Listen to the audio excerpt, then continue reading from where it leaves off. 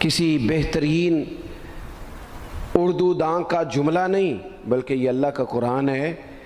فرمایا مشکل میں تم ہو تو گراں میرے محبوب پہ گزرتا ہے۔ حضور تو جلدی کرتے ہیں تمہاری بھلائی چاہنے میں، کیوں؟ رشتہ بڑا گہرا ہے۔ النبی اولیٰ بالمؤمنین من انفسہم، فرمایا یہ وہ محبوب ہیں جو تمہاری جانوں سے بھی تمہارے زیادہ قریب ہیں۔ رسول کائنات صلی اللہ تعالیٰ علیہ وآلہ وسلم امت کے حق میں نرم دل رکھتے، نرم۔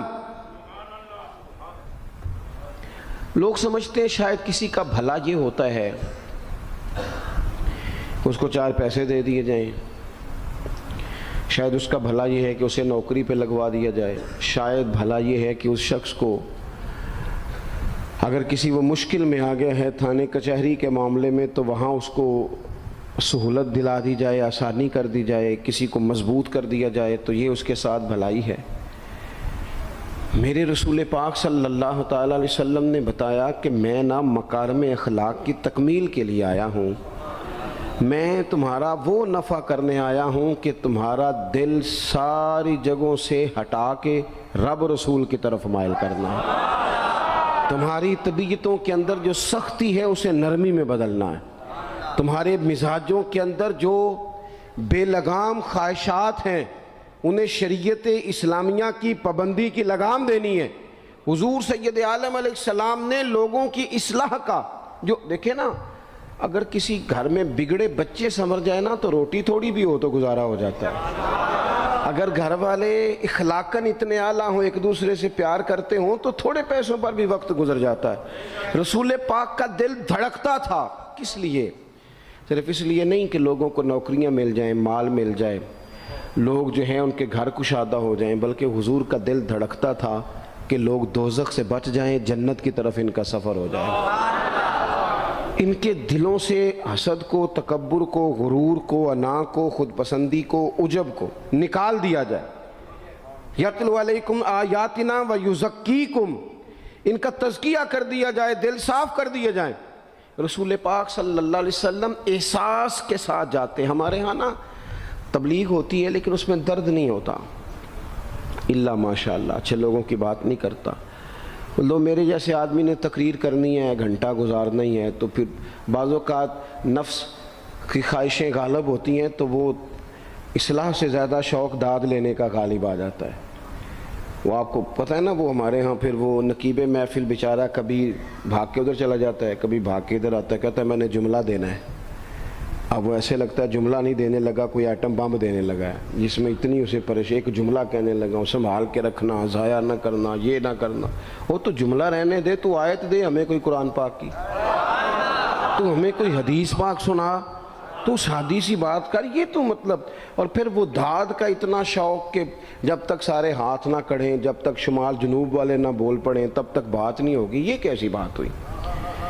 اصلاح کے اندر تو آپ کا درد آپ کی زبان سے زیادہ اثر رکھتا ہے۔ اقبال کہنے لگے کہ بات جو دل سے نکلتی ہے اثر رکھتی ہے، پر تو نہیں، پر طاقت پرواز مگر رکھتی ہے۔ وہ تو اڑتی ہے، وہ تو اس کی تو پذیرائی ہوتی ہے، اگر بات دل سے نکل رہی ہے تو۔ عزیز بھائی یاد رکھیے گا، حضور سید عالم علیہ السلام درد دل کے ساتھ دعوت دیتے لوگوں۔ 10 دن حضور نے طائف میں قیام کیا ہے، ایک بندے نے بھی کلمہ نہیں پڑھا، الٹا انہوں نے روڑے مارے، تکلیف دی۔ حضور واپس آ رہے ہیں، صحابی ساتھ ہیں، باغ میں بیٹھ گئے، اتنی صحت مبارک پر انہوں نے معاذ اللہ تعالیٰ سنگ باری کی کہ خون مبارک بہہ رہا ہے، فوراً عرض گزار ہوئے، یا رسول اللہ صلی اللہ علیہ وسلم آپ دعا کر دیں یہ تباہ ہو جائیں۔ فرشتہ بھی حاضر ہو گیا، حضور آپ دعا کریں یہ تباہ ہو جائیں۔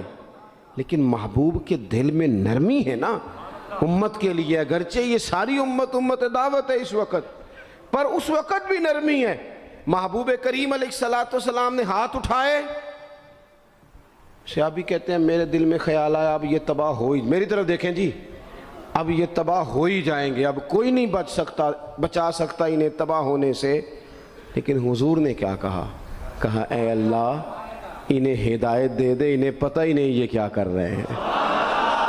فوراً عرض کی یا رسول اللہ ایک نے بھی کلمہ نہیں پڑھا، ایک نے بھی کلمہ نہیں پڑھا۔ کبھی پتھر مارنے کے والے کے لیے بھی دل میں احساس ہوتا ہے، ہمیں تو کسی نے کچھ بھی نہیں کہا، کوئی گالی نہیں دی، کچھ نہیں کہا، پر ہم سخت کیوں ہیں بھلا؟ وہ ہمارے پیچھے نہیں چلتا ہاتھ باندھ کے، جی میں ہاں نہیں ملاتا، ہمارا دل اس کے لیے سخت ہے۔ دو ہی تو بندے ٹھیک ہے دنیا میں، ایک میں ٹھیک ہوں اور ایک جو میری ہاں میں ہاں ملائے پوری، وہ ٹھیک ہے۔ دونوں ہاتھ باندھ کے پیچھے چلے، تیسرے کو میں کیسے ٹھیک ہونے دیتا ہوں؟ میرا مزاج ہی نہیں، اللہ ماشاء اللہ ہماری طبیعت ہی نہیں ہوتی ایسی۔ خدا کے بندو، جب دل کشادہ ہوں، طبیعتیں کھلی ہوں، پھر اس طرح کا تھوڑی مزاج ہوتا ہے۔ کریم محبوب صلی اللہ علیہ وسلم سے عرض کی، حضور ایک نے بھی نہیں کلمہ پڑھا اور پھر بھی آپ کے دل میں اتنی وسعت ہے، آپ ہدایت کی دعا کر رہے ہیں، 10 دن لگائے ایک شخص بھی نہیں آ رہا۔ تو محبوب کیا فرمانے لگے؟ کریم فرمانے لگے، مجھے پتہ ہے انہوں نے تکلیف دی ہے، ایک نے بھی کلمہ نہیں پڑھا، جلدی نہ پریشان ہو جایا کریں۔ کچھ لوگ جلدی کچے جملے بوئے، ساڑی قوم نہیں ٹھیک ہو سکتی دی، ایسمو لگتا کچھ نہیں ہو سکتا دی، یہ نہیں ٹھیک ہو سکتے، فلانے نہیں ٹھیک ہو سکتے۔ شکوہ ظلمت شب سے تو کہیں بہتر تھا، اپنے حصے کی کوئی شمع جلاتے جاتے۔ اللہ کے حبیب صلی اللہ علیہ وسلم سے عرض کی، یا رسول اللہ صلی اللہ علیہ وسلم ایک بھی نہیں مانا اور آپ نے پھر ہدایت کی دعا کی۔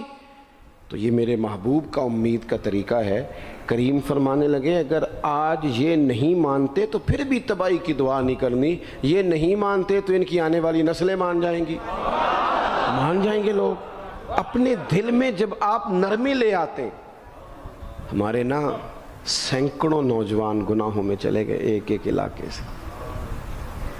جو آدمی گناہ میں مبتلا ہوتا ہے نا، وہ سخت تکلیف میں ہوتا ہے۔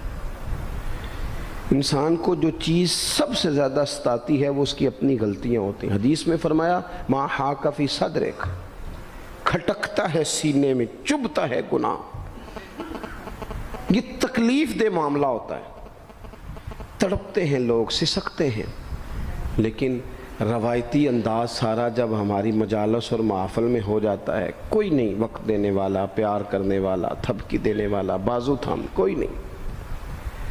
ایک تقریر وہ ہے جو میں آپ سے کرتا ہوں، بس ٹھیک ہے گھنٹہ گزارنا ہے، تو وہ بھی کئی میری طرح کے لوگ ہیں جو جمعرات کو فیصلہ کرتے ہیں سویرے کیا بیان کرنا ہے۔ حالانکہ میری طرح کے جو چھوٹے ہیں وہ ہفتے سے ہی تیاری شروع کر لیتے ہیں تاکہ کچھ غور فکر کر کے قوم کے سامنے رکھا جائے، ضروری۔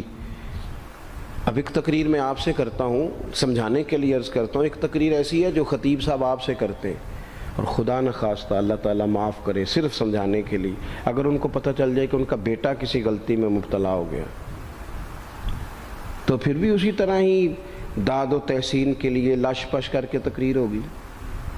نہیں، پھر یہ انداز نہیں ہوتا۔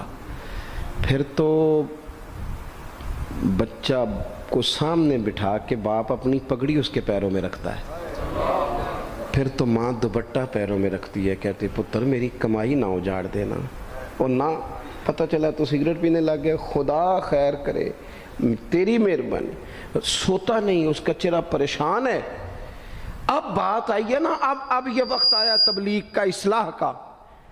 اسے منت کر کے سمجھایا، اس کو گزارش کی، اس نے کہا ابا جی غلطی ہو گئی تھی، آئندہ نہیں کرتا، پوری اس نے تسلی دی، پھر بھی نہیں سوتا۔ بچہ تو وعدہ کر کے چلا گیا، پھر بھی نہیں سویا، وہ اپنے کمرے میں چلا گیا اور اس نے مصلی بچھا لیا۔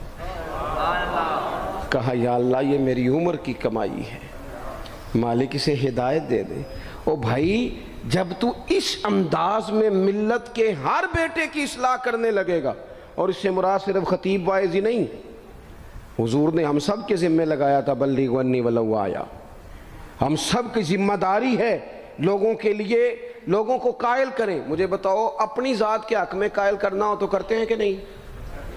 ہوتا ہے نماز کی دعوت ہم کیسے دیتے ہیں؟ ہم کہتے ہیں پڑھ لیے کر نماز، اتنے پیسے کہاں لے کے جائے گا، یہی دعوت ہوتی ہے نا۔ وہ کہتا ہے تو نے اپنی قبر میں جانا اور میں نے، یہ تو ہے ہمارا دین کے حق میں۔ وہ محفل میں آنا اگر ٹائم ملا تو ٹھیک، یہ ہے دین کے حق میں۔ اور جب اپنی باری آئے، کسی سے 50,000 روپے چاہیے تھے، فون کیا اس کو، ملنا تھا، وہ کہتا حکم کریں، کہتے نہیں ٹیلی فون والی بات نہیں، کہتے میں تو 2 بجے ملوں گا، تو 2:30 بجے مل، پر میں مل کے کر دی۔ پھر جاتے ہی اس سے 50,000 مانگا نہیں، پہلے منت کی، دکھ سنایا، پھر اسے ثابت کرایا کہ تیرے علاوہ دینا بھی کسی نے نہیں۔ سارے غلط بندے ہیں، تو ٹھیک ہے معاذ اللہ۔ پھر اس کو یہ بھی ثابت کرایا وقت پہ واپس کر دوں گا۔ اتنی ساری گزارش کر کے رو دھو کے جب وہ پورا قائل ہو گیا تو آخر میں کہا مجھے 50,000 صحیح کہہ رہا ہوں؟ ہاں نہ تو کرو نا، چلو ہلکا سا ایسے ایسے تو کرو نا، ہوتا ہے کہ نہیں ایسے؟ او بھائی اپنے حق میں قائل کرنا تھا تو تجھے سارا طریقہ آتا تھا، اور رب و رسول کے حق میں قائل کرنے کا تجھے طریقہ ہی نہیں آتا، تجھے پتہ ہی کوئی نہیں کہ کیسے قائل کرنا ہے۔ اپنے لیے تو نے قائل مائل کرنا تھا، سارا پتہ تھا، سب خبر تھی کیسے منانا ہے، اور کسی کو مسجد کے لیے منانا تھا تو کہتا جی میری کو مانتے ہی نہیں، میری کون سنتا ہے۔ آپ جب تک اس درد سے، زازان نام کا ایک گویہ تھا بغداد میں، گاتا تھا، آواز بڑی سریلی تھی، بڑے لوگ اس کے گرد جمع ہو جاتے، حضرت عبداللہ ابن مسعود رضی اللہ تعالیٰ عنہ، حضرت عبداللہ ابن مسعود، یہ وہ خوبصورت ہستی ہیں کہ محبوب نے فرمایا ان سے قرآن سیکھا کرو، یہ اسی طرح پڑھتے ہیں جس طرح میرے اوپر نازل ہوا تھا۔ حضرت عبداللہ ابن مسعود رضی اللہ تعالیٰ عنہ صحابہ میں مفتی، صحابہ میں قاری، بڑے آدمی۔ حضرت عبداللہ ابن مسعود ایک دن گزر رہے تھے کسی مقام سے جہاں بھی وہ رہتا تھا، تو وہاں اللہ معاف فرمائے گانے بجانے کی مجلس سجی ہوئی تھی، وہ گا رہا تھا، آپ گزرے تو کانوں میں ہلکی سی آواز گئی، قریب ایک شخص سے پوچھا یہ کون ہے، کس کی آواز ہے؟ کہا حضرت یہ زازان نام کا ایک گویہ ہے۔ وہیں کھڑے کھڑے درد سے کہنے لگے کتنی سونی آواز ہے، کاش یہ قرآن پاک کی تلاوت کرتا، اتنی خوبصورت آواز ہے، کوئی تو ہو نا جو اس درد سے بات کرے، کاش یہ قرآن پاک پڑھتا۔ اور پھر دعا مانگتے آگے تشریف لے گئے۔ وہ جوان تھا، فارغ ہو کے باہر نکلا، لوگوں کا رش تھا، ایک شخص نے اسے روکے، کہا زازان ادھر آ، پتہ آج کیا ہوا؟ کہا جناب کیا؟ کہنے لگے جانتے ہو حضرت عبداللہ ابن مسعود کو؟ کہا جانتے ہیں۔ فرمایا وہ صحابی رسول صلی اللہ علیہ وسلم آج گزرے، تیری آواز ان کی سماعتوں سے ٹکرائی تو فرمانے لگے کاش یہ قرآن پاک پڑھتا۔ کہنے لگا صحیح بتاؤ انہوں نے میرا نام لیا ہے؟ صحیح بتاؤ میرے لیے کہا انہوں نے؟ میرے جیسے شخص کے لیے میں سوچ بھی نہیں سکتا، میں کہاں وہ کہاں، میرا نام لیا ہے؟ کہاں؟ تھوڑی دیر رکا، چند لمحوں پتہ نہیں سوچے کہاں کہاں کا سفر کر کے آئیں، وہ ساری سوچیں درد بن کے آنسو بنی، اور پھر آنسو داڑھی پہ ٹپکے چہرے پہ آئے۔ پھر لوگوں سے پوچھنے لگا گھر کا پتہ بتاؤ گے؟ کہا وہ فلاں جگہ پہ موجود ہیں۔ دوڑا گیا، دروازے پہ دستک دی، حضرت عبداللہ ابن مسعود آئے، کہا کون ہو بیٹا؟ کہنے لگے حضور میں وہی ہوں جس کے بارے میں آپ نے کہا تھا کاش یہ قرآن پڑھتا، میں آ گیا ہوں، پڑھا دے مجھے قرآن پڑھا دے۔ کوئی بیٹھا ہوا مجھے دور دعا دیتا ہے، میں ڈوبتا ہوں پر سمندر اچھال دیتا ہے۔ کسی سے تو آپ پیغام حق کہیں، کسی کو تو دعوت خیر دیں، یہ سب سے بڑا بھلا ہے۔ اگر کسی بد اخلاق کو با اخلاق کر دو گے نا، اس کی بیوی سکون میں آ جائے گی، اس کی ماں آرام سے سونے لگے گی، اس کا باپ کہے گا وہ حد ہو گئی، میرا پتر ٹھیک ہو گیا ہے، تمیز سے بات کرنے لگا ہے۔ بچے پریشان ہوتے ہیں، بچے۔ میں بیٹھا تھا کھانا کھا رہا تھا گھر میں، تو میرے گھر والے کہنے لگے مدرسے کا کوئی بچہ باہر ہے، بڑا سخت رو رہا ہے۔ میں نے کہا بلاؤ، کسی استاد نے ڈانٹ دیا ہوگا، تو بچہ میرے پاس ہے تو اس کا وجود کانپ رہا تھا۔ میں نے کہا پتر کیا ہوا؟ کہنے لگا پیر صاحب وہ میری امی تھے ابو کارفیر پہ لڑ دینے، کرو فون آیا ہے۔ تو میں نے کہا بیٹا پریشانی کی کیا بات ہے؟ کہنے لگے بڑی سخت لڑائی ہوتی ہے، میرے والد میری اماں کو مارتے، پھر ہم سارے بہن بھائی نا چارپائیوں کے نیچے چھپتے ہیں، تو وہ دور ہے، اس وقت تو 1.5 گھنٹے کا فاصلہ ہے، دور ہے میرا گھر، پر پتہ نہیں ہمارے گھر کیا ہو جائے گا۔ پیر صاحب آپ دعا مانگے نا، آپ دعا کریں نا، اس بچے کی کیفیت اور اس کے اوپر چھائی ہوئی آزمائش اور اس کے طبیعت میں میں اسے دیکھ کے میرے آنسو نکل گئے۔ کچھ دنوں کے بعد میں نے اس کے باپ کو بلایا، میں نے کہا خدا کے بندے، تیری انا اور تیری بیوی کی انا اتنی سخت ٹکراتی ہے کہ تیری اولاد پیس کے رہ گئی، کاش تو رسول اللہ کی اس صفت